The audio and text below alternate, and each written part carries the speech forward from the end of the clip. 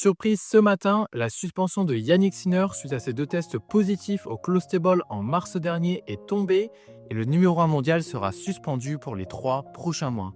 On sentait ces derniers jours que la pression s'accentuait autour de l'Italien et finalement Sinner et l'Agence mondiale antidopage sont tombés d'accord. L'appel prévu en avril a été levé. Les deux parties se sont mis d'accord sur la base d'une suspension de 3 mois qui a commencé ce 9 février et qui se terminera le 4 mai prochain.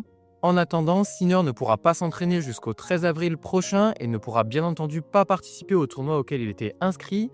Cela comprend donc Doha, Indian Wells, Miami, Monte-Carlo, Munich ou encore Madrid.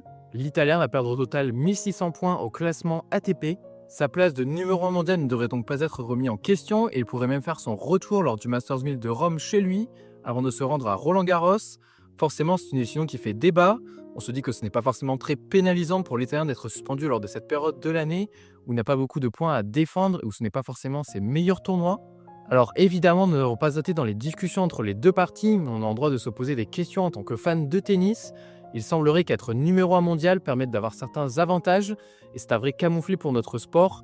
L'utopie d'un sport propre semble bien loin.